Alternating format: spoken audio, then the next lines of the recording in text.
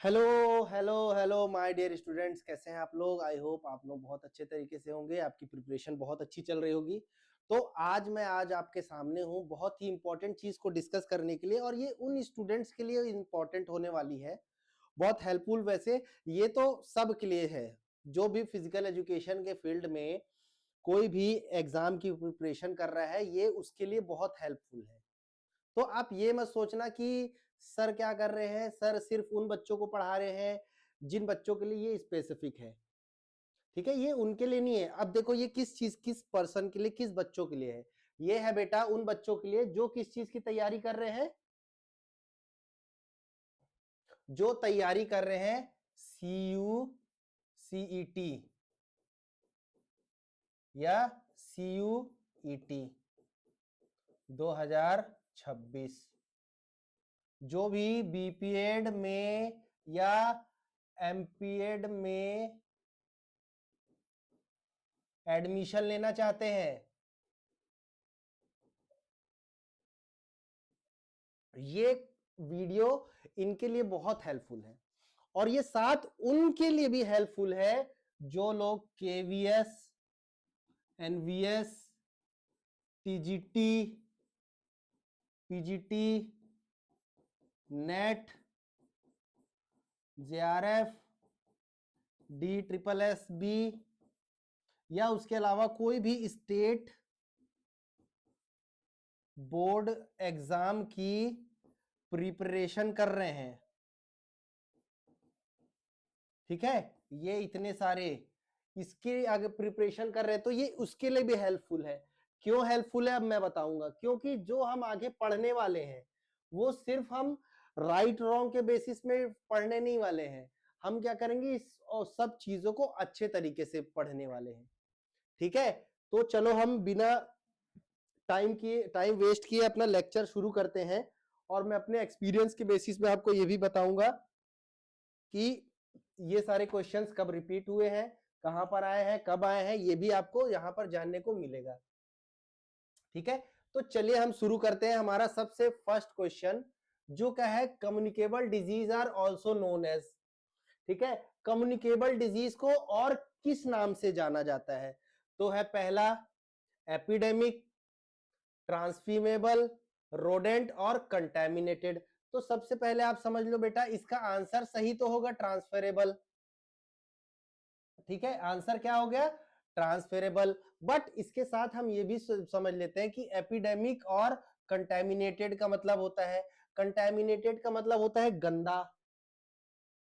ठीक है, अब समझ लो पानी गंदा है, खाना गंदा है, आप गंदे हो, तो इससे आपको रोग होगा, सेकंड पर्सन को रोग नहीं होगा।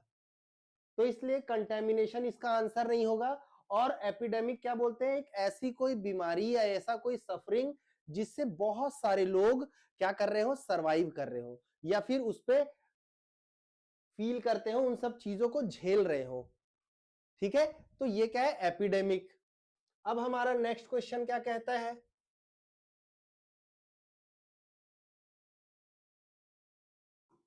नेक्स्ट क्वेश्चन रहता है which of the following disease is cause due to inadequate secretions of insulin. ठीक है, अब देखो इन जब हमारा सिक्रेशन ऑफ इंसुलिन नहीं होता है,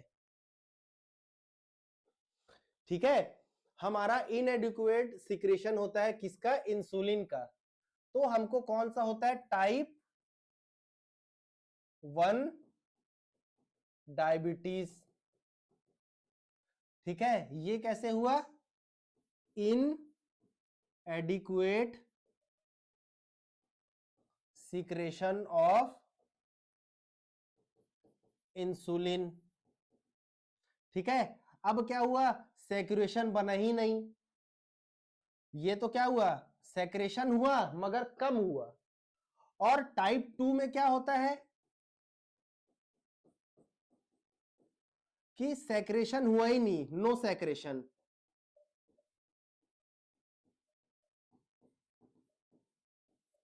कोई सेक्रेशन ही नहीं हुआ भैया डायबिटीज उसका, इंसुलिन का। ठीक है, तो ये दो टाइप के डायबिटीज होते हैं, तो इसका सही आंसर क्या हो जाएगा, डायबिटीज। क्या हो जाएगा, डायबिटीज। अब हाइपरटेंशन को हम लोग बोलते हैं बीपी, डिप्रेशन हमारा एक साइकोलॉजिकल थिंग होता है, माइग्रेन होता है हमारे ब्रेन से रिलेटेड होता है, ठीक है। तो इसका सही आंसर हो गया डायबिटीज। अब हम आते हैं हमारे नेक्स्ट क्वेश्चन के ऊपर।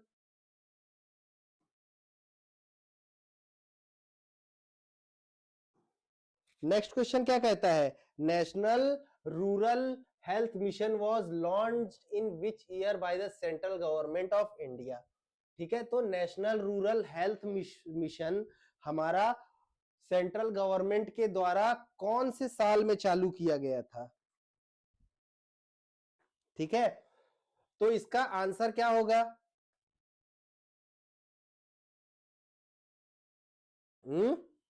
इसका आंसर होगा 12 अप्रैल 2005। तो इसका आंसर हो जाएगा ये सही। ठीक है, अब हम नेक्स्ट चलते हैं। नेक्स्ट क्या है, अन्नपूर्णा योजना वाज लॉन्च्ड इन। ठीक है, अब इसमें तो बेटा बहुत डाउट है।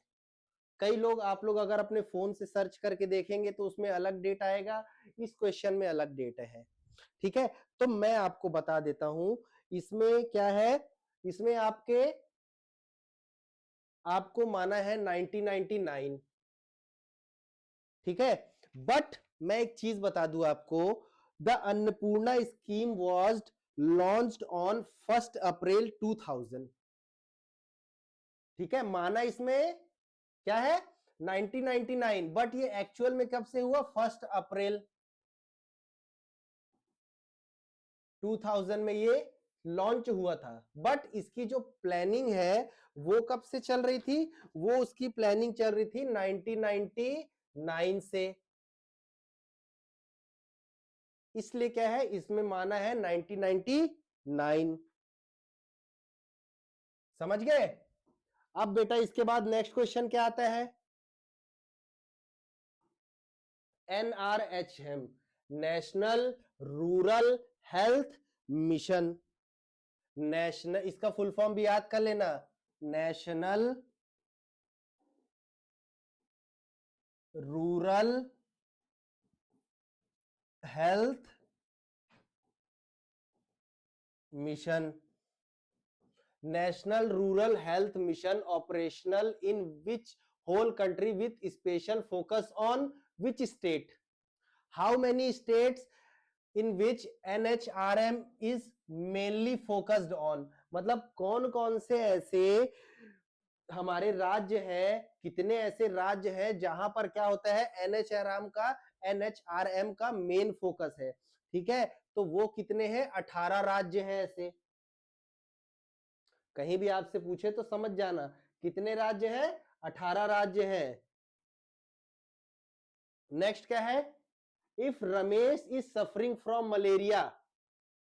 रमेश क्या है, मलेरिया से जूझ रहा है, मलेरिया से परेशान है।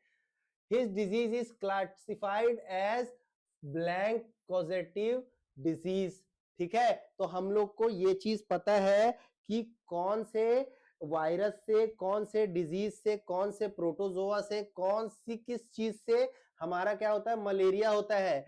तो मलेरिया हमारा किससे होता है, मलेरिया होता है हमारा प्रोटोजोअल से।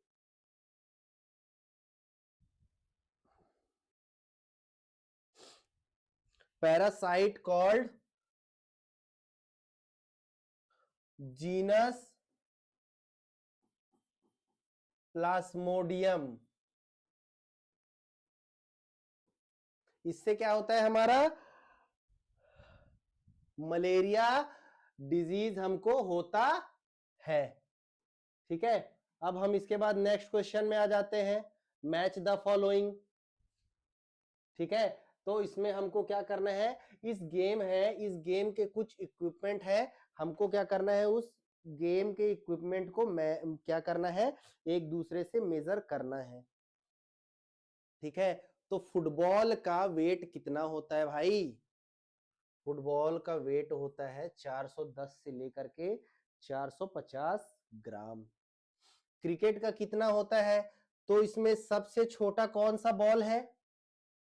क्रिकेट का बॉल। तो सबसे ज्यादा कम वजन किसका होगा? क्रिकेट का। तो क्रिकेट का वजन कितना होता है बॉल का? वो होता है 159 से लेकर के 163 ग्राम। ठीक है, आगे चल के हम क्या है पूरे गेम्स के बारे में भी पढ़ेंगे। अब वॉलीबॉल का कितना होता है? वॉलीबॉल का होता है बेटा 260 से लेकर के 280 ग्राम।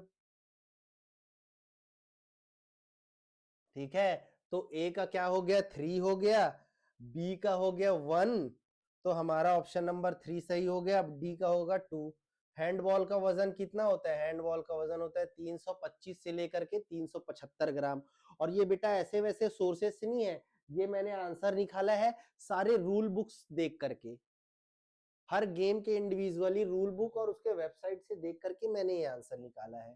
ठीक है, इसी के साथ साथ और भी आप गेम्स के बारे में मैं आपको बताऊंगा कि कौन कौन सा गेम्स, कौन कौन से गेम्स में कौन कौन से इक्विपमेंट यूज होते हैं, और उस इक्विपमेंट में उस सारे इक्विपमेंट के क्या होते हैं, उनके वेट, हाइट और उनका वजन, सब चीजें। ठीक है, अब इसके बाद हमारा नेक्स्ट क्वेश्चन आता है, in swimming the water what is the temperature? पानी में जो वाटर का टेम्परेचर है shall not be less than. तो बेटा जो इंटरनेशनल गेम्स होते हैं ना, ठीक है, जो इंटरनेशनल गेम्स होते हैं उसमें ना वाटर का क्या होता है? टेम्परेचर फिक्स होता है। ठीक है, वाटर का टेम्परेचर क्या होता है? फिक्स होता है, उतने के बीच में ही हमको रखना पड़ता है। ठीक है, तो इसका कितना होगा आंसर? इसका होगा 28 डिग्री सेल्सियस। 28 डिग्री हो सकता है, बट इसमें क्या है 25 डिग्री सेल्सियस से हमको टेम्परेचर नीचे नहीं रखना है, और 30 सॉरी हमको 28 डिग्री से ऊपर नहीं जाना है।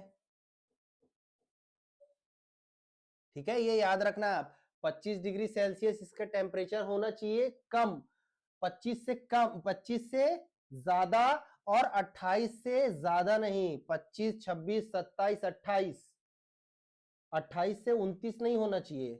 ओके, ये समझ में आया? अब इसके बाद नेक्स्ट हमारा क्वेश्चन क्या है? बास्केटबॉल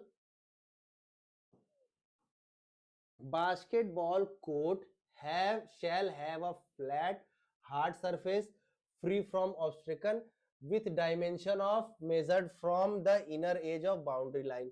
ठीक है, तो बास्केटबॉल का मेजरमेंट कितना होता है बेटा? बास्केटबॉल का जो कोर्ट का मेजरमेंट होता है, ठीक है, ये समझ लो बास्केटबॉल का कोर्ट है। ठीक है, ये कोर्ट है,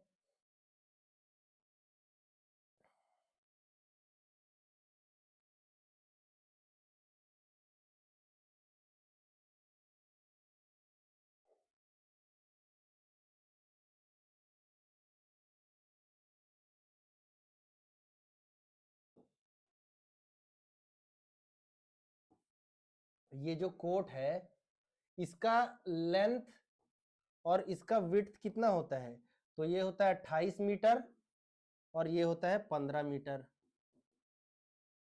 समझ में आया? अब इसी के साथ हम लोग क्या करते हैं, एक दो गेम्स के बारे में देख लेते हैं। और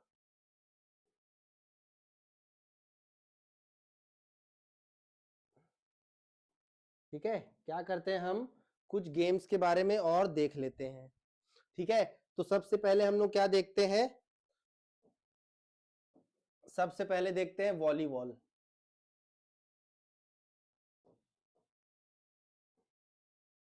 क्या देखेंगे हम लोग?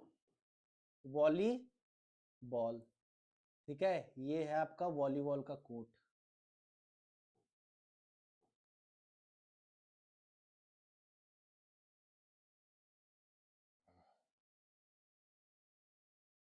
ठीक है, ये है आपका मिडिल लाइन, ये है अटैक लाइन, ये है बैक लाइन, और ये है साइड लाइन। ठीक है, ये है आपका लेंथ जो होता है 18 मीटर, और ये विड्थ ये होता है 9 मीटर।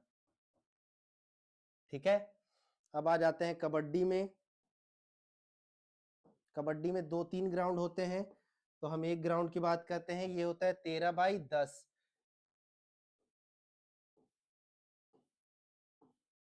बक line, bonus line, back line, side line, ये क्या है, इसको हम लोग बोलते हैं लॉबी। ठीक है, तो ये 1 मीटर, ये यहां से कितना, ये हो गया 6.5 मीटर का हाफ, तो ये यहां से होता है 1 मीटर। ठीक है, 1 मीटर यहां माइनस कर लो, फिर ये होता है 1, इसमें 3.75 का ये होता है, फिर ये 1 मीटर 4.75, फिर जितना बचा वो होता है लास्ट में हमारा बक लाइन से, सॉरी बोनस लाइन से लेकर के बेस लाइन। ठीक है, ये समझ में आ गए। इसी तरीके से हम क्या करेंगे बेटा, आगे हम देखेंगे और भी हमारे गेम्स के बारे में। ठीक है, मैं आपके गेम्स को लेकर के अलग अलग एक एक वीडियो बनाऊंगा, जिसमें हम लोग क्या करेंगे, जिसमें हम लोग डिस्कस करेंगे हर एक गेम्स के बारे में। ठीक है, तो इसका आंसर आपको मिल गया 28/15। ठीक है, अब नेक्स्ट क्या है, order in the triple jump. ठीक है, ट्रिपल जंप में क्या ऑर्डर होता है। ठीक है, तो जब भी हम जंप करते हैं, ट्रिपल जंप 3 जंप करते हैं, 1 2 जंप, तो इसमें क्या होता है, हॉप, स्टेप एंड जंप। पहला वाला जो हमारा स्टेप होता है वो होता है हॉप, दूसरा होता है स्टेप और तीसरा होता है जंप। हॉप स्टेप जंप, समझ में आ गया। अब हमारा नेक्स्ट क्वेश्चन क्या है, नेक्स्ट क्वेश्चन क्या है बेटा, match the equipment, match the equipment listed in list 1 with list 2। ठीक है, तो हम कुछ इक्विपमेंट है हमारे अलग अलग गेम्स के, हम क्या करेंगे, उसको मैच करेंगे क्या, अलग सामने वाले गेम से।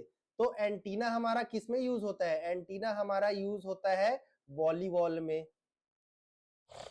गोल पोस्ट हमारा यूज होता है फुटबॉल में, बेल्स हमारा यूज होता है क्रिकेट में, और अल्टरनेटिंग पोजीशन एरो हमारा यूज होता है किसमें, बास्केटबॉल में। समझ गए, एंटीना हमारा यूज होता है वॉलीबॉल में, जिसका 1.80 मीटर का हाइट होता है।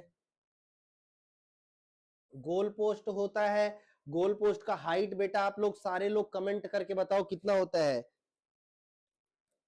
ठीक है, बेल्स कितने होते हैं टोटल, 4 बेल्स होते हैं, 2 इस तरफ 2 अपोजिट के तरफ। ठीक है, ये हो गया। अब इसके बाद हमारा नेक्स्ट क्वेश्चन क्या आता है,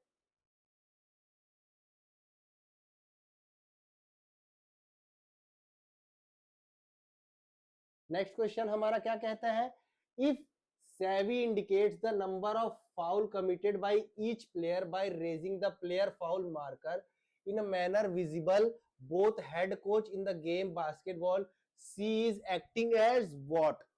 ठीक है, अगर सेवी क्या है, हर प्लेयर है जो फाउल कर रहा है, वो उसके पोजीशन के अकॉर्डिंग और उसके नाम के साथ उसके फाउल्स के नंबर को क्या कर रही है, नोट डाउन कर रही है।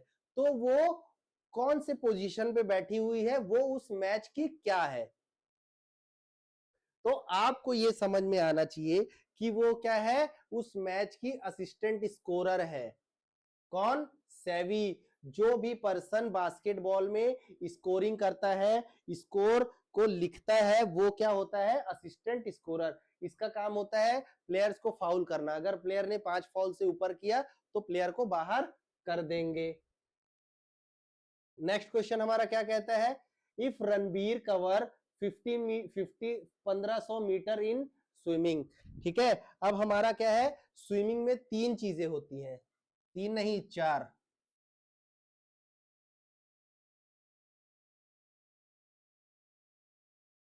पहला है फ्री स्टाइल, दूसरा है बैक स्ट्रोक, तीसरा है ब्रेस्ट स्ट्रोक, और चौथा है बटरफ्लाई।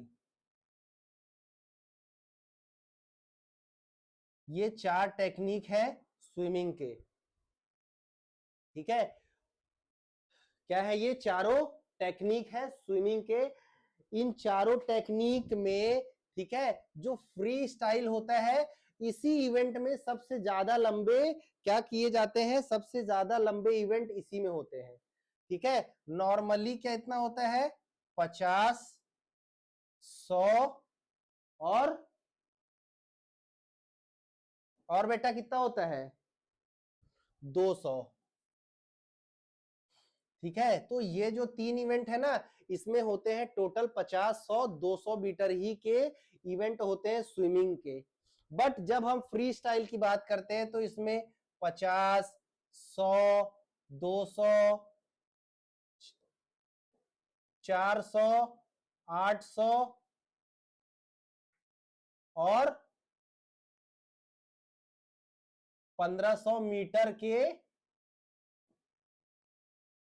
रेस आते हैं फ्री स्टाइल में। तो इस क्वेश्चन वाले का आंसर मेरे को आपको बताने की जरूरत तो है नहीं, क्या होगा इसका आंसर फ्री स्टाइल। अगर रणवीर 1500 मीटर कवर कर रहा है तो वो कौन से स्टाइल के रेस में पार्टिसिपेट कर रहा है, तो वो कर रहा है फ्री स्टाइल में। एक चीज याद रखना बेटा कि बटरफ्लाई, ब्रेस्ट स्ट्रोक और बैक स्ट्रोक में हमेशा यही 3 डिस्टेंस के इवेंट होते हैं, 50 मीटर, 100 मीटर और 200 मीटर, इससे ऊपर नहीं होता। बट फ्री स्टाइल में 50, 100, 200, 400, 800 और 1500 भी होता है। ओके, समझ में आ गया आपको, कोई डाउट तो नहीं है इसमें। नेक्स्ट क्वेश्चन हमारा क्या करता है, नेक्स्ट क्वेश्चन हमारा कहता है which of the following are classified under the head of pranayama in ओ योगा।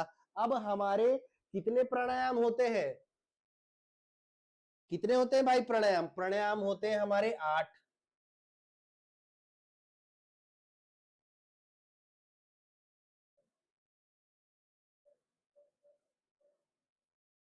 ठीक है। प्राणायाम कितने होते हैं हमारे 8 होते हैं। कौन कौन से होते हैं, अनुलोम विलोम, कपाल भारती, कपाल भाती,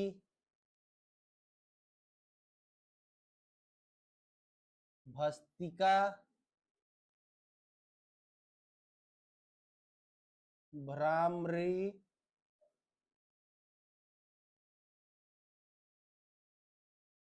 और प्लावनी मूर्छा। और कितने होते हैं 3 और बताओ,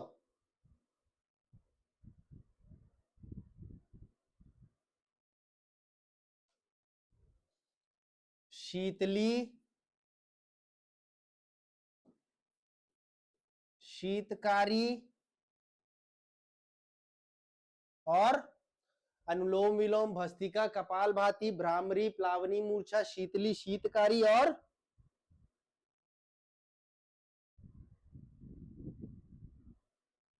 और बताओ बेटा, ठीक है। तो ये क्या है हमारे 7, हमारे 7 क्या है ये प्राणायाम। तो which of the following are classified under the head of pranayama in yoga, ठीक है। तो कौन कौन से ऐसे हमारे प्राणायाम है जो हेड ऑफ योगा में है, तो शीतली भी है, भ्रामरी भी है, शीतकारी भी है। तो A B and D, A B and D, तो इसका ऑप्शन हो जाएगा 2 सही, ठीक है। अब इसके बाद नेक्स्ट क्वेश्चन हमारा क्या कहता है, arrange the following steps in sun salutation in order from start, ठीक है। तो कौन कौन सा हमारा सन सैल्यूटेशन का पोस्चर होता है जो हमारा स्टार्टिंग से एंड की ओर जाता है, ठीक है। तो टोटल कितने होते हैं 12 आसन होते हैं हमारे, किसमें, जो हम सूर्य नमस्कार में करते हैं। सल सैल्यूटेशन किसको बोलता जाता है, सूर्य नमस्कार, ठीक है। इसमें होते हैं टोटल 12, देख लेते हैं। पहला क्या होता है प्रेयर पोज, दूसरा क्या होता है भाई? हस्त उत्थानासना। तीसरा क्या होता है? पाद हस्तासना। चौथा क्या होता है भाई? अश्व सचलासन।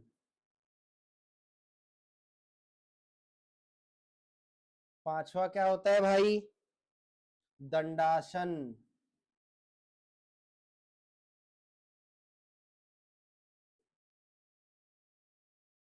छठवा क्या होता है भाई? अष्टांग नमस्कार। सातवां क्या होता है बेटा? सातवां क्या होता है? सातवां होता है हमारा भुजंगासन।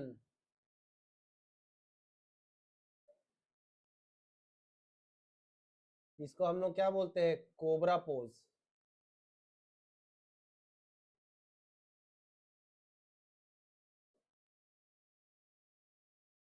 आठवां क्या होता है? आठवां क्या होता है? आठवां होता है अधो मखासन। अधो मखा आसना। नौवां क्या होता है?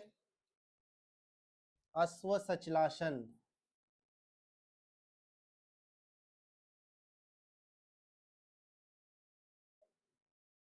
दसवां क्या होता है? पादोत्थासन। ये वाला एक्सरसाइज ही हमारा होता है पाद हस्तासना। 11वां क्या होता है? हस्त उत्तासना। और 12वां क्या होता है? सेम हमारा प्रेयर पोज। ठीक है, तो ये क्या है हमारे 12, क्या है हमारे 12 आसन है जो हम कहाँ करते हैं, जो हम सूर्य नमस्कार में करते हैं। ये 12 आसन है हमारे। ठीक है, तो चलो हम देख लेते हैं कहां से चालू होता है। ठीक है, तो कहां से हमारा चालू होता है? सी से चालू होता है। हमने क्या किया? पहले प्रणाम किया, दूसरे में हम हाथ ऊपर ले जाते हैं। ठीक है, तो हाथ ऊपर क्या गया? रेज्ड आर्म फोर्स, जिसको हम लोग क्या जाते हैं? हस्त उत्थासन के नाम से जानते हैं। ठीक है, तीसरा हम लोग क्या करते हैं? तीसरा हम लोगों ने इक्विस्टेरियन पोज। इस वाले पोज में हमारा क्या हुआ?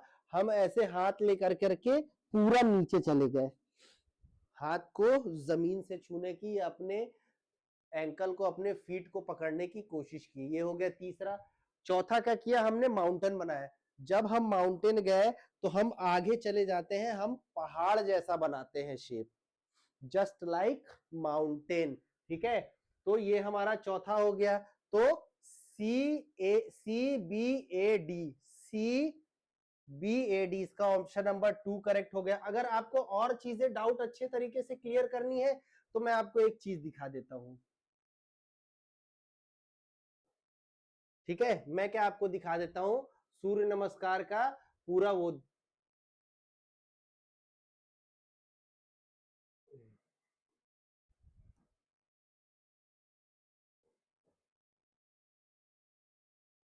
सूर्य नमस्कार के पूरे स्टेप्स आप देख लो बेटा। ठीक है, विथ नेम्स आपको मैं दिखा दूं। ठीक है, कौन सा वाला सही है?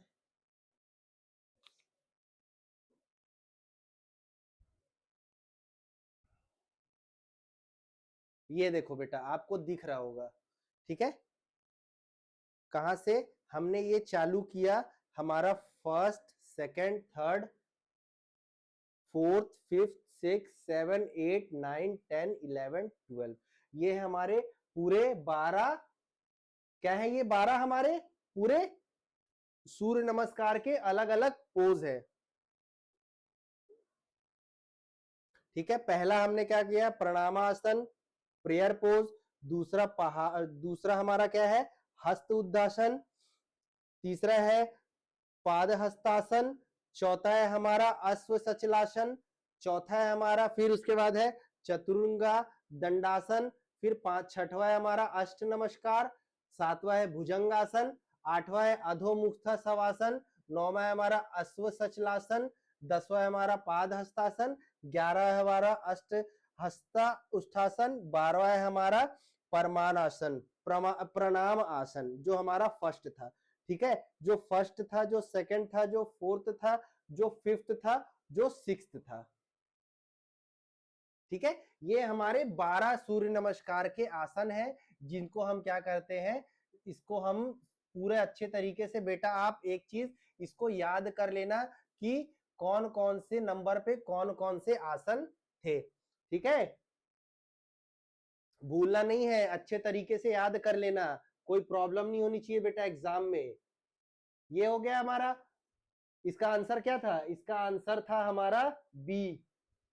हमारा इसका आंसर था बी, सॉरी CBAD, हाँ ठीक है, इसका आंसर था हमारा बी। फिर नेक्स्ट हम क्वेश्चन पे आ जाते हैं। नेक्स्ट क्वेश्चन हमारा क्या कहता है, नेक्स्ट क्वेश्चन आंसर करता है हमारा कि विच ऑफ द फॉलोइंग आसन is not practised in standing position.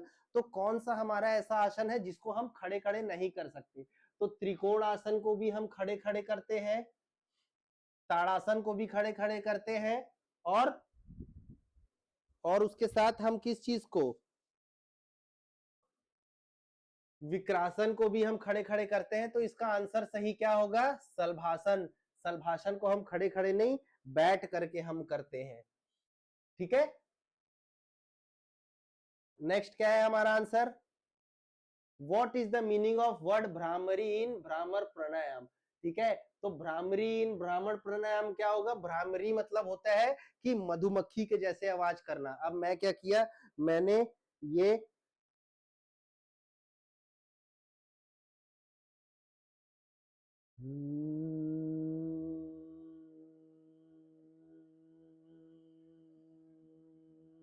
ये क्या है, मधुमक्खी के जैसे आवाज निकालना है, जिससे वाइब्रेशंस होंगी। अब मैं आपको इसी चीज से बहुत अच्छा चीज बताता हूँ। नरेंद्र मोदी साहब है हमारे, कोविड आया था ना, तो क्या बोला था, थाली पीटो, घंटी बजाओ, वाइब्रेशन होगा, वायरस मर जाएंगे। तो ये क्या होता है, हमारे माइंड में वाइब्रेशंस पैदा करता है। तो इसका आंसर क्या हो जाएगा, ब्लैक बी। ठीक है, अब इसके बाद नेक्स्ट आता है हमारा, नेक्स्ट क्वेश्चन क्या कहता है, which of the following the shape of tongue resemble a fresh curd leaf while performing.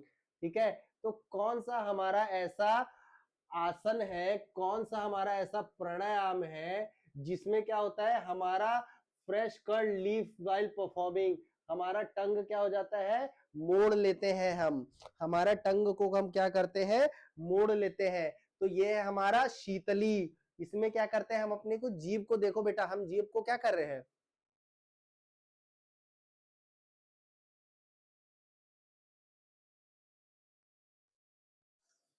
इसको क्या करते हैं हम, सांस को अंदर खींचते हैं, फिर सांस को बाहर छोड़ते हैं। ठीक है, तो इस प्राणायाम का करने का मतलब क्या होता है, ये हमको इंटरनल क्या करता है, ठंडक देता है।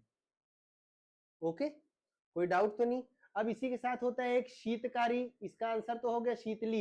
एक होता है शीतकारी, ठीक है, जैसे ये है, इसका आंसर बेटा आप लोग याद रखना, इसका आंसर है शीतली, शीतकारी नहीं है। शीतकारी में हम ऐसे करते हैं, दांत को करके जीभ को ऊपर सटाना है, अपने ऊपर टंग में, और अपने सांस अंदर खींचना है, जिससे आपका जो इंस्टेंट तो आपको हीट होता है ना, उसमें थोड़ा सा राहत मिलेगा, आपको ठंडक मिलेगी। ठीक है, समझ गए, तो इसका आंसर क्या है, शीतली। नेक्स्ट हमारा क्वेश्चन क्या है, नेक्स्ट हमारा है blank posture in which certain organ of bird और बॉडी कंटेमिनेटेड एंड कंट्रोल। ठीक है, तो कौन सा ऐसा पोस्चर है विच सर्टेन ऑर्गन और part of our body contracted और कंट्रोल। ये मतलब हमारा कौन सा ऐसा पोस्चर है या कौन सा ऐसा आसन प्राणायाम है जिसमें हम क्या करते हैं, किसी बॉडी के पार्ट को कंट्रोल करके या रोक करके रखते हैं। ठीक है, जैसे समझो मैंने सांस लिया, अब मैंने अपने सांस रोक लिया, तो मेरा ब्रीदिंग कंट्रोल में आ गया। मैंने अपने चेस्ट को, अपने डायफ्राम को, फंक्शन को क्या कर दिया, थोड़ा देर के लिए रोक दिया, हमेशा के लिए नहीं, कुछ समय के लिए। तो ये किस चीज में होता है, ये होता है हमारा बंध में। किसमें होता है, बंध में। ठीक है, अब बंध भी दो तीन प्रकार के होते हैं। एक होता है मूल बंध,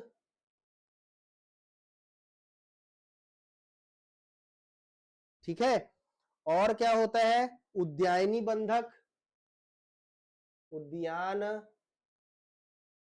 बंध, ठीक है, और क्या होता है, जालंधर बंध,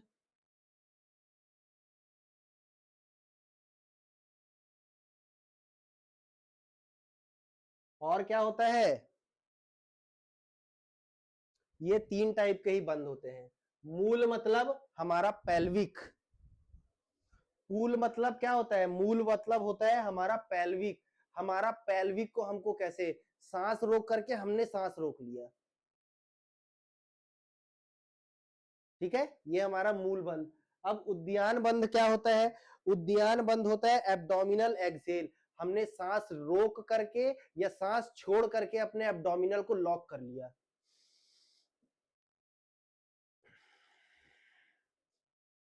सांस छोड़ा, लॉक किया, सांस लेकर के लॉक कर लिया। अब जालंधर बंद क्या होता है, हमारा chest block, chin to sternum, सांस लिया,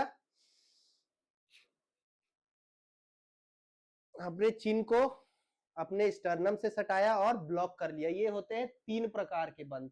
तो किस कौन से ऐसी चीज में हम अपने बॉडी के पार्ट को कंट्रैक्टेड और कंट्रोल कर लेते हैं, वो हो जाता है बंद।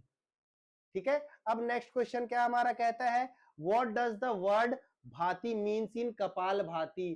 ठीक है, तो भाती का मतलब क्या होता है कपाल भाती में, बताओ बेटा, भाती का मतलब क्या होता है कपाल भाती में। भाती का मतलब होता है स्कल।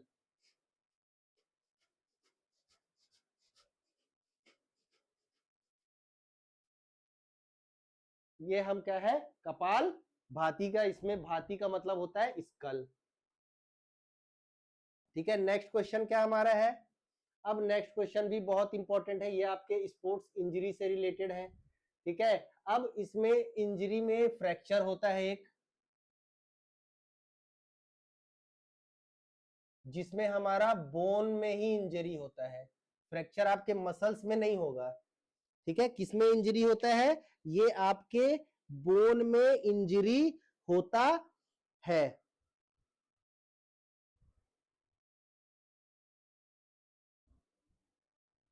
ठीक है, बोन में इंजरी। अब मैं आपको बता दूं, ये चार टाइप के फ्रैक्चर के नाम से जाने जाते हैं, ट्रांसवर्स, ऑब्लिक्यू, इंपैक्टेड और कम्युनिटेड। ठीक है, तो ये आपको ज्यादा कंफ्यूज नहीं होना है बेटा इसमें। ठीक है, ज्यादा सोचने की बात नहीं है। आप ट्रांसवर्स कैसा होता है, ऐसा, वर्टिकल ऐसा, ये होता है ट्रांसवर्स, और ये होता है वर्टिकल। ठीक है, अगर आपका हड्डी ऐसा है, आपका हड्डी ये है, अगर ये बीच से टूटा तो ट्रांसवर्स फ्रैक्चर है। हो गया क्लियर, तो ट्रांसवर्स का फ्रैक्चर क्या होगा, स्ट्रेट ब्रेक अक्रॉस बोन, ये हो गया।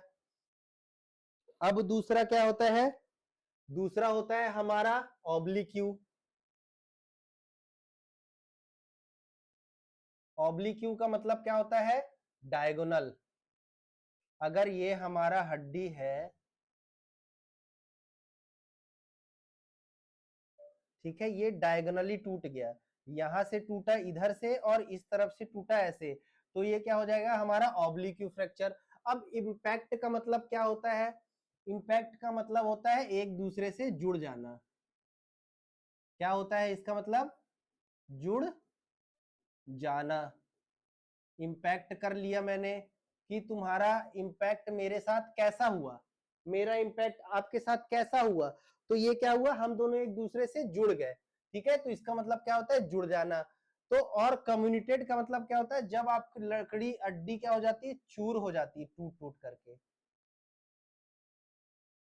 ये है हड्डी, ठीक है, ये क्या हुई, बीच से टूटी और चूर चूर हो गई। तो ट्रांसवर्स का मतलब ये हो गया, ऑब्लिक्यू क्या हो गया, ऑब्लिक्यू डायगोनल हो गया, इंपैक्टेड क्या हो गया, जैम टुगेदर, एक दूसरे से टूट करके जुड़ गए, एक दूसरे से जैम हो गए, और कम्युनिकेटेड का boast crushed into number of pieces. ठीक है, ये आपको सिंपल सी चीजें मैंने समझा दी, हमेशा ऐसा याद रखना, डेफिनेशन याद रखोगे भूल जाओगे, हमेशा अपने इमेज के बेसिस में पढ़ोगे तो आपको ज्यादा याद रहेगा। ठीक है, नेक्स्ट क्वेश्चन हमारा क्या कहता है, identify the BMI range in category 2 obesity. ठीक है, कैटेगरी 2 रेंज में हमारा ओबेसिटी में हमारा आइडेंटिफाई करो बीएमआई। ठीक है, तो पहला 18.5 से बिलो होता है तो क्या है वो, अंडरवेट।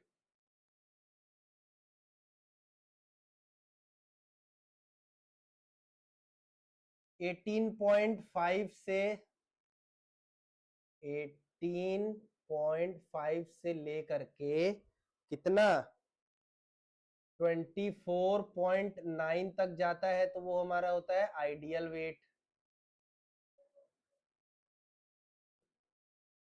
और हेल्दी, तीसरा क्या होता है 24.9 से लेकर के 29.9, ये हो जाता है ओवरवेट।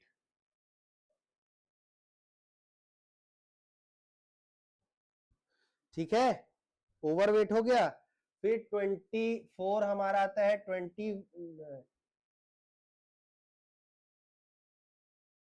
30 से लेकर के 34.9 तक आता है, ये हमारा होता है ओबेसिटी 1।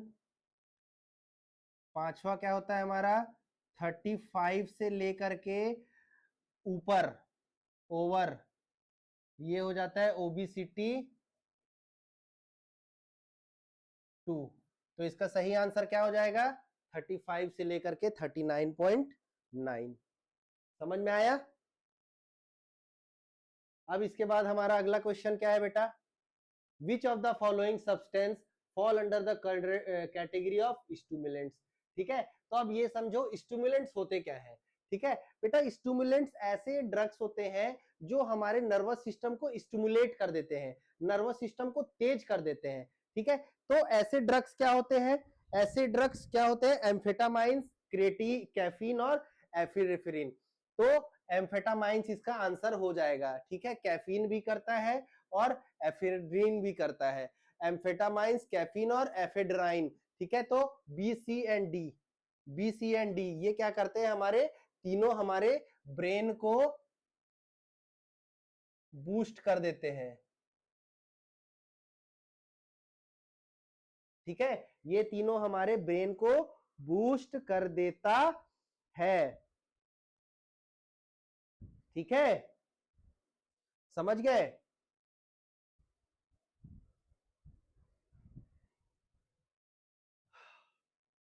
थक गया बेटा आज तो। नेक्स्ट क्वेश्चन क्या है हमारा,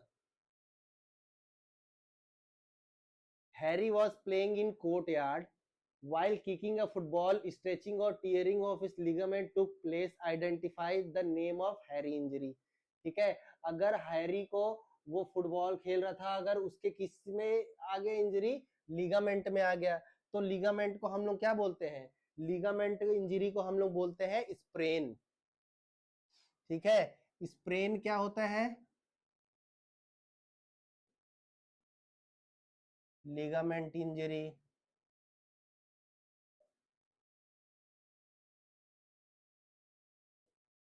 स्ट्रेन क्या होता है, टेंडन और मसल इंजरी। ठीक है, एवोल्यूशन और कंट्यूजन क्या होते हैं,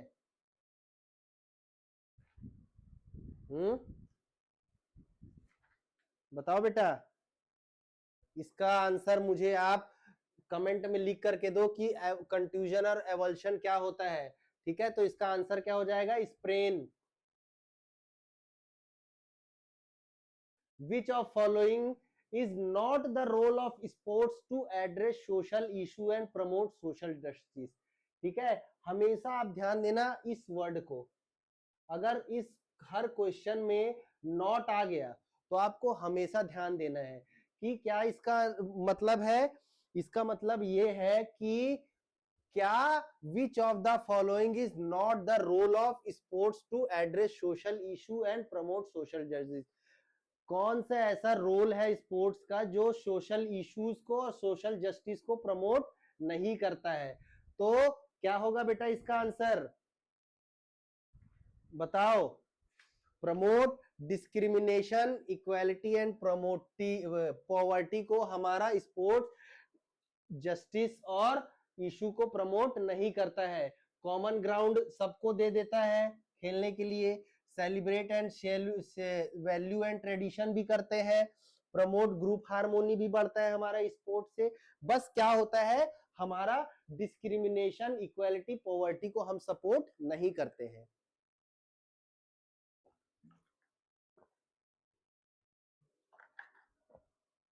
ओके, कोई डाउट इसमें नहीं? चलो आगे बढ़ते हैं। National anti doping agency NADA is the national organization responsible for promoting, coordinating and monitoring of doping. ठीक है, तो नाडा क्या करता है, नाडा किस चीज को कंट्रोल करता है, नाडा हमारे हर उस चीज को कंट्रोल करता है जिसमें डोपिंग का यूज होता है। तो control all development drug use at its implementation in our country. तो इसका आंसर क्या हो जाएगा बेटा, आंसर हो जाएगा 4, control programme in sports all its form is country. जितने भी हमारे कंट्री में प्रोग्राम हो रहे हैं, जितने भी हमारे कंट्री में एक्टिविटीज हो रही है, उसमें ड्रग्स का यूज ना किया जाए, उसके लिए हमारे कंट्री ने नाडा बनाया, और नाडा बना था 2005 में। ओके, कोई डाउट इसमें? नेक्स्ट हमारा क्वेश्चन क्या बोलता है,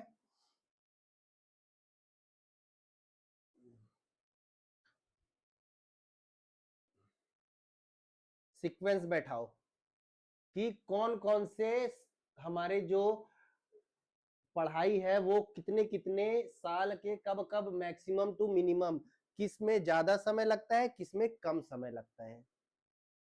सबसे पहले हम क्या जानते हैं, मास्टर डिग्री 2 साल का होता है, सर्टिफिकेट कोर्स वीक्स का होता है, डिप्लोमा 1 साल का होता है,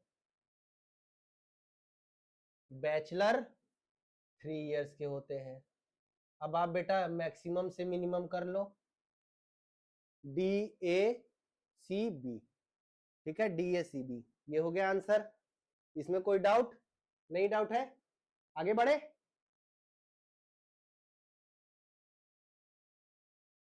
which of the following is highest sporting honour in India. ठीक है, तो हमारा कौन सा सबसे हाईएस्ट स्पोर्टिंग इवेंट है हमारे भारत देश में, कौन सा है बेटा? इसको हम लोग क्या बोलते हैं, मेजर ध्यानचंद खेल रत्न अवार्ड, या फिर पहले राजीव गांधी खेल रत्न अवार्ड के नाम से भी इसको जानते थे। ठीक है, तो ध्यानचंद अवार्ड, इसमें कितना पैसा मिलता है, 25 लाख। अर्जुन में मिलता है 15 लाख। ये कब बना था, ये बना था 1985। अर्जुन अवार्ड कब बना था, अर्जुन अवार्ड बना था 1961। द्रोणाचार्य अवार्ड में भी मिलता है 15 लाख, और रानी लक्ष्मीबाई अवार्ड में ये मुझे आइडिया नहीं है। ठीक है, तो ये तीनों आप समझ गए। तो सबसे ज्यादा किसमें पैसा मिलता है, हाईएस्ट स्पोर्टिंग, यही है सबसे हाईएस्ट अवार्ड, और इसी में मिलता है सबसे ज्यादा पैसा। अब उसके बाद नेक्स्ट क्वेश्चन हमारा क्या कहता है, all teaching course in India should be specially reorganised by blank to be valid in India for teaching. मतलब कौन सी ऐसी ऑर्गेनाइजेशन है जो क्या करती है, टीचर्स को हमारे इंडिया में पढ़ाने के लिए एलिजिबिलिटी देती है। ठीक है, तो ये क्या है, NCTE, national council of teaching education. ठीक है, ये क्या करती है, हमारा क्या करती है, एनसीटी ही हमारे सारे जितने भी एजुकेशन, जितने भी टीचिंग जॉब से रिलेटेड हमारे इंडिया में पोस्ट आते हैं, उनको ट्रेनिंग प्रोवाइड कराना, उनका सारा रूल्स एंड रेगुलेशन बनाना, वो एनसीटीई के द्वारा ही होता है। ठीक है, अब नेक्स्ट क्वेश्चन हमारा क्या बोलता है, appointment of blank is done by the tournament organizing agency is consultation which of the concerned recognized sports organization। तो अगर हम अपॉइंटमेंट ऑफ क्या करेंगे, किस चीज को हम यहाँ पर बैठाएंगे, किस इंसान को जो क्या करेगा, टूर्नामेंट ऑर्गेनाइजिंग एजेंसी से कंसल्ट करके उसके रिकॉग्नाइज्ड स्पोर्ट्स को कराने की हेल्प करेगा। तो इसका आंसर क्या होगा बेटा,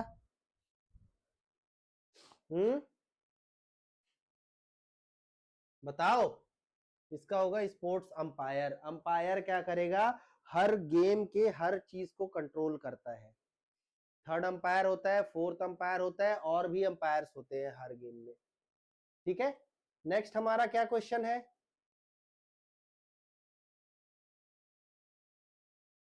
नेक्स्ट हमारा क्वेश्चन क्या है, फिर से हमको मैच ऑफ द फॉलोइंग करना है। अब देखो बहुत इंपॉर्टेंट, बहुत अच्छा क्वेश्चन है।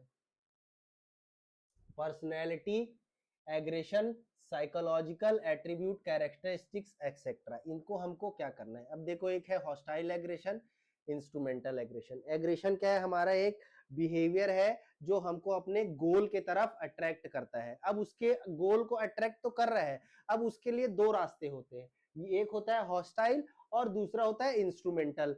ठीक है, हॉस्टाइल का मतलब क्या होता है, ऐसा एग्रेशन जिसमें हम क्या करते हैं, मार पीट पर भी उतर आते हैं, सामने वाले को इंजर्ड करने के लिए भी हम तैयार हो जाते हैं। और दूसरा क्या होता है, इंस्ट्रूमेंट एग्रेशन, जो हमको मेंटली मोटिवेट करता है कि मुझे ये मैच जीतना है, मुझे ये चीज हासिल करनी है। ये क्या होता है, इंस्ट्रूमेंट एग्रेशन। अब इंस्ट्रेंसिक और एक्सट्रिंसिक मोटिवेशन क्या होता है, जैसा हमारा एग्रेशन क्या कर रहा है, हमको किसी गेम, किसी एम के पीछे हमको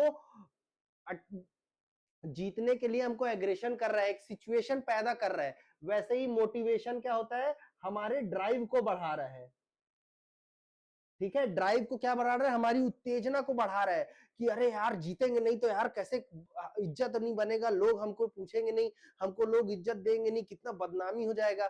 तो क्या कर रहे हैं, हम अपने आप को मोटिवेट कर रहे हैं। अब मोटिवेशन भी दो टाइप के होते हैं, एक होता है इंट्रिंसिक, दूसरा होता है एक्सट्रिंसिक। तो इन और आउट, इन और एक्स जो तुम्हारे लाइफ से चली गई, एक्स तो चली गई ना, तो एक्स हो गई बाहर वाली।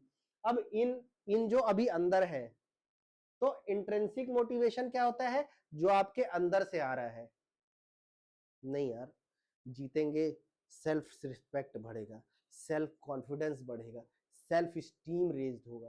तो ये क्या है, आपका इंट्रिंसिक मोटिवेशन है।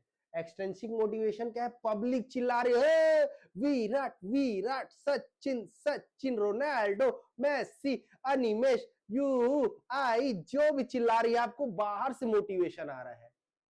ठीक है, आपको पब्लिक के लिए जीतना है, आपको अपने घर वालों के लिए जीतना है, आप अपने बाहर से मोटिवेशन देख रहे हैं, यार रोनाल्डो इतना अच्छा खेलता है, मैं भी उतना अच्छा खेलूंगा, यार सचिन तेंदुलकर क्या अच्छा कवर ड्राइव मारता है, मैं भी उतना कवर ड्राइव अच्छा मारूंगा। ये क्या है, आपका एक्सट्रिंसिक मोटिवेशन। चारों चीज समझ गए आपने, हॉस्टाइल, इंस्ट्रूमेंट, इंट्रिंसिक और एक्सट्रिंसिक। तो aggressive behaviour used to attain non aggressive goals like winning. ठीक है, जिसमें हम क्या कहते हैं, हम किसी को हार्म नहीं पहुंचा रहे हैं। ठीक है, तो इसका क्या होगा, ये होगा इंस्ट्रूमेंटल। एग्रेशन इज स्प्रेंटिंग और कॉज हार्म फिजिकली और साइकोलॉजिकली और समवन एल्स, जिसमें हम क्या है, दूसरे को हार्म कर रहे हैं, इंजरी पहुंचा रहे हैं। तो उसका आंसर हो जाएगा second. Intrinsic motivation, drive to pursue an action for fun, joy and satisfaction. तो आप जो अपने फन के लिए, अपने जॉय के लिए, सेटिस्फेक्शन के लिए कर रहे हैं, वो क्या हो जाता है आपका इंट्रिंसिक। और एक्सट्रिंसिक क्या हो जाएगा, आप रिवॉर्ड लेना है, मनी लेना है, प्रमोशन चाहिए, प्रेज चाहिए, लोगों से इज्जत सम्मान चाहिए, तो ये क्या हो जाएगा आपका एक्सट्रिंसिक मोटिवेशन। समझ में आया बेटा? इतना हार्ड नहीं है, बहुत सिंपल है, समझ गए? अब उसके बाद हम आते हैं नेक्स्ट पॉइंट में हमारे। बेटा देखो, आप ये जो क्वेश्चंस मैं करा रहा हूं ना, ये आपको क्वेश्चंस बहुत हेल्प करेंगे आपको चीजें समझने में और चीजें करने में।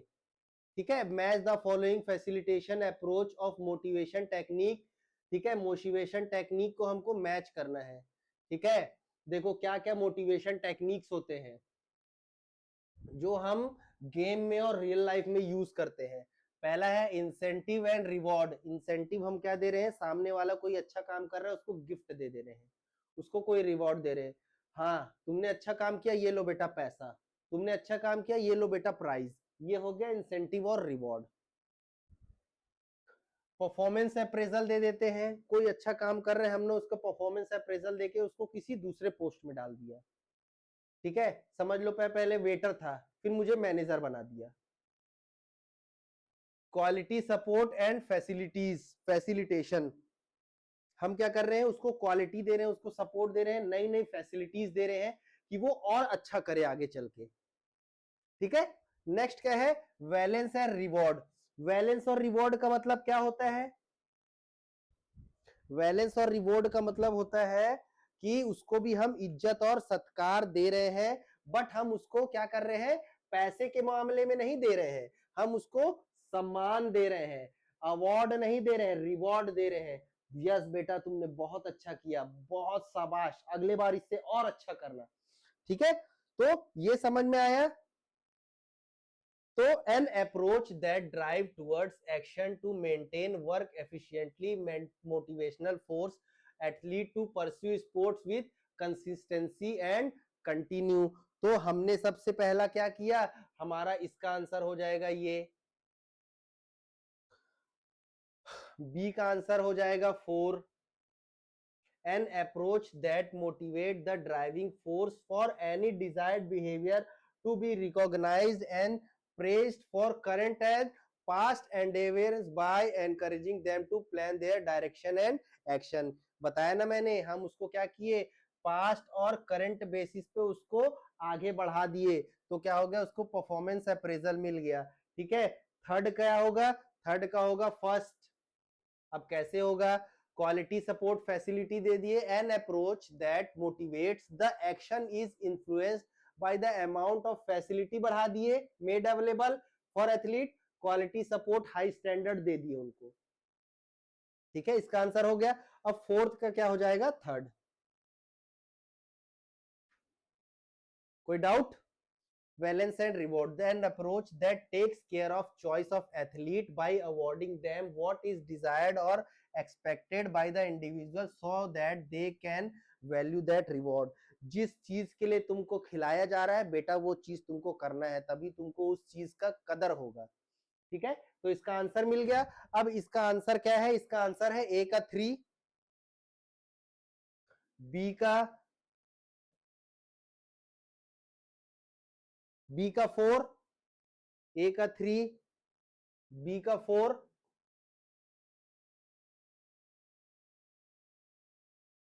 ए का 3, बी का 4, सी का 1 और डी का 3। ये है इसका आंसर, ये नहीं है, ए का 2, बी का 4, सी का 1, डी का 3। ठीक है, हो गया। अब नेक्स्ट चलते हैं अब अगले क्वेश्चन की तरफ। देखो बेटा, इतना मेहनत करना पड़ता है आप लोगों को पास कराने के लिए, और आप अच्छे तरीके से ध्यान नहीं देते हो, अच्छे तरीके से पढ़ाई नहीं करते हो। Which of the following statement are true, कौन सा स्टेटमेंट ट्रू है।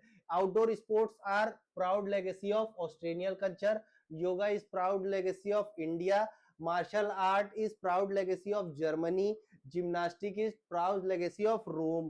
ठीक है, तो कुछ चीजें आप समझ लो कि जो हमारा मार्शल आर्ट है वो जर्मनी से नहीं आया है, वो आया है कहाँ, एशियन कंट्री से, और हमारा जिम्नास्टिक्स है वो रोम से नहीं आया है। ठीक है, तो योगा हमारा इंडिया का प्राउड है और आउटडोर का ऑस्ट्रेलियन कल्चर प्राउड है। ठीक है, तो इसका क्या हो जाएगा, ए और B only.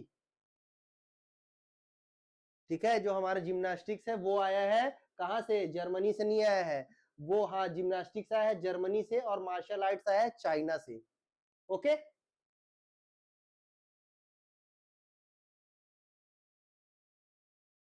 which of these potential sociological obstacle that may interfere with women sports participation, कौन सी ऐसी चीजें हैं जो वुमेन स्पोर्ट्स पार्टिसिपेशन को अफेक्ट करती है। ठीक है, क्या क्या चीजें हैं बेटा ऐसी जो वुमेन को इफेक्ट को पार्टिसिपेट को क्या करती है, प्रमोशन उनके पार्टिसिपेशन को अफेक्ट करती हैं, क्या क्या है, क्या क्या है बताओ।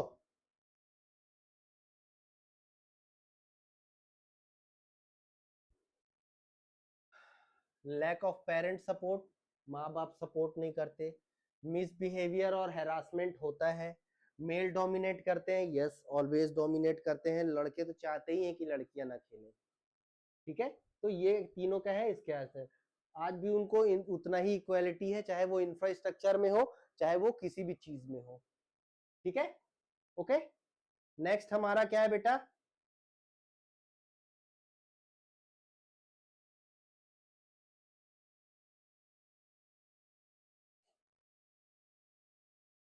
विच of the following sports body balance is an important motor performance. ठीक है, कौन से गेम में हमको बैलेंस की जरूरत पड़ती है, तो वो है हमारा जिम्नास्टिक्स। ठीक है, बैलेंस बिगड़ा गिर जाओगे। चेस प्लेयर को बैलेंस की जरूरत नहीं है, उसको सिर्फ बैक बॉडी बैक जो है उसका स्ट्रांग होना चाहिए। रेसलिंग में भी डिफेंसिव में बैलेंस की जरूरत नहीं है, डाइविंग में भी बैलेंस की जरूरत नहीं है। ऐसा कौन बोलता है, ऐसा कोई नहीं बोलता है बेटा, सिर्फ हमको चेस में ही बैलेंस की जरूरत नहीं है, उसके अलावा जिम्नास्टिक में, रेसलिंग में और डाइविंग में बैलेंस की जरूरत है। डाइविंग में नहीं तो हम कहीं और ही गिर जाएंगे, अरे बाप रे गिर गए भाई कहीं और। ठीक है, तो ए सी और डी, ए सी और डी, ऑप्शन नंबर 3 क्या है इसका सही। नेक्स्ट क्वेश्चन क्या है हमारा, arrange the following steps involve the administration of 50 yard sprint test in sequential order starting from last. ठीक है, कौन कौन से ऐसे हमारे ऑर्डर्स हैं जो हम किसी भी 50 मीटर के रेस में करने के लिए हम करेंगे। तो सबसे पहले तो वार्म अप करना है आपको, वार्म अप नहीं करोगे इंजरी हो जाएगा। उसके बाद करना है, सब्जेक्ट को हमको स्टार्टिंग लाइन पे ले जाना है, फिर कमांड देना है गो, भाग भाग भाग भाग, फिर उसके बाद subject cross the straight line. तो वार्म अप कर दिए सी, फिर उसके बाद हमने स्टार्टिंग पोजीशन पे कर दिया ए, फिर उसके बाद गो बोल दिया, फिर उसके बाद सब्जेक्ट ने क्रॉस कर दिया लाइन। तो C sorry C B, C A B D, C A D B, C A D B, ये हो गया ऑप्शन हमारा 3 करेक्ट। ठीक है, इसी तरीके से हमारा क्या होता है, शॉर्ट स्प्रिंट रेस का ना एक वो होता है कि कौन कौन से फेज में हमने स्टार्ट करना है। रिएक्शन टाइम हो जाएगा, रिएक्शन टाइम हो गया, एक्सीलरेशन, मैक्सिमम एक्सीलरेशन, मेंटेनेंस और लास्ट में एंड। ठीक है, arrange the following motivational prospective according to motivation cycle. ठीक है, मोटिवेशन साइकिल के बेसिस पे हमारे क्या करना है, इन सब चीजों को अरेंज करना। ठीक है, तो इसका क्या होगा, reduction of arousal, achievement, need and drive, arousal and goal directed behaviour. ठीक है, तो सबसे पहले हमारा क्या होता है, सबसे पहले हमारा तो सी डी बी ए, ये होता है हमारा फर्स्ट, ये होता है हमारा सेकंड, ये होता है हमारा थर्ड और ये होता है हमारा फोर्थ। ठीक है, पहले हमारा नीड और ड्राइव आता है, सबसे पहले हमको चाहिए क्या, हमको जानना क्या चीज चाहिए। दूसरा आता है अराउजल और गोल डायरेक्टेड बिहेवियर, हमने पता कर लिया कि हमको क्या चाहिए, फिर हमने क्या किया, अपने गोल को डायरेक्ट करना, हमारा बिहेवियर बदला। ठीक है, नेक्स्ट क्या हुआ, हमारा अचीवमेंट हुआ या लॉस हुआ। फिर रिडक्शन ऑफ अराउजल, फिर से ताकत आई, हमको फिर से करना है, तो क्या हो गया, CDBA, CDBA, इसका ऑप्शन नंबर 1 हो गया सही।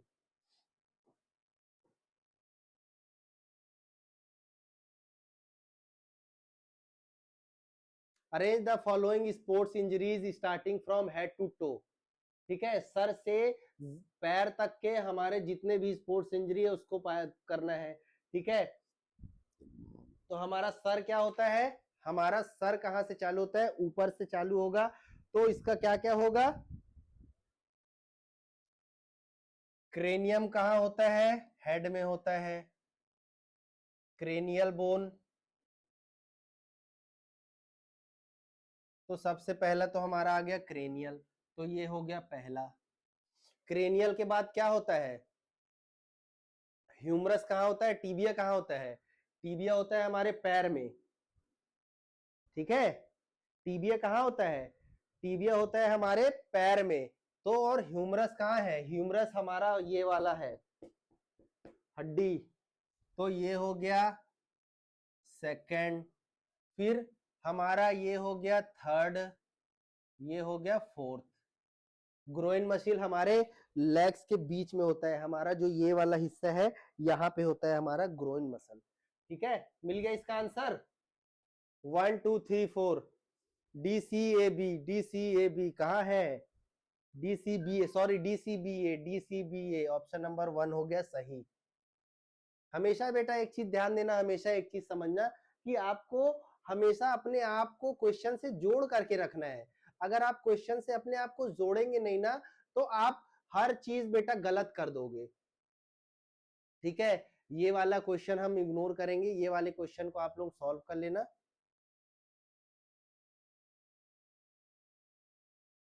चलो इसको भी कर देते हैं, कोई डाउट कोई दिक्कत नहीं है। In a space flight emergency, maximal explosive power may be critical for survival. Otto Notto and co-workers measured maximum explosive power, single maximum contraction with both legs with dynamometer. So after as long as 180 days of flight, the maximal explosive power was reduced by 30% after 1 month, 45% after 6 months. The Skylab program, as the duration of each mission increased by 28 to 56 to 84 days in flight, exercise was increased from 30 to 60 and 90. ठीक है, तो ये क्या है, कुछ question है हमारे बेटा इस पैराग्राफ के बेसिस पे। ठीक है, क्वेश्चन नंबर 526 से लेकर के 530 हमारे इस क्वेश्चन, इस जो है इस पैराग्राफ के बेसिस है। तो पहला क्वेश्चन क्या कहता है हमारा, maximal explosive power is leg is measured by. तो हमेशा याद रखना कि हमारा जब भी हम स्ट्रेंथ मेजर करने की बात करेंगे तो वो हमारा डायनामोमीटर से होगा, स्पीड से हम स्पीडोमीटर से हमारा स्पीड मेजर होता है।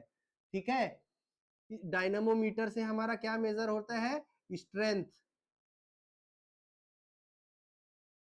स्पेरियोमीटर से हमारा क्या होता है, वाइटल कैपेसिटी। स्पायरोमीटर से हमारा वाइटल कैपेसिटी। ठीक है, और रेस्पायरोमीटर से हमारा रेस्पिरेशन का rate.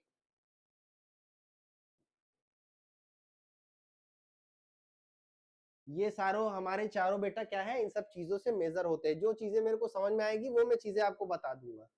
What is the percentage of decrease in explosive strength by the end of month. ठीक है, तो क्या था, 30 से कितना हो गया था, 45% हो गया था ना। Decrement after flight did not worsen the increase in flight.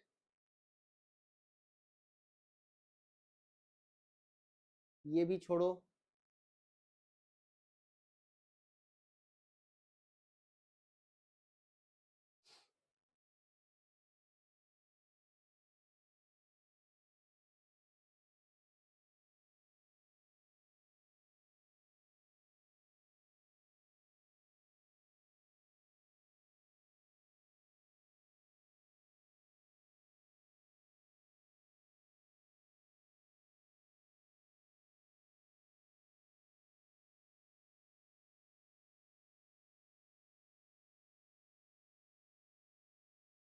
Power equal to force and distance और टाइम डन और टाइम प्ले। ठीक है, तो ये क्या है, सब क्वेश्चंस है, ये सब भी आप लोग बेटा इसको देखने की कोई जरूरत नहीं है, ये आप लोग पैराग्राफ के बेसिस पे पढ़ेंगे, पैराग्राफ के बेसिस पे देखेंगे।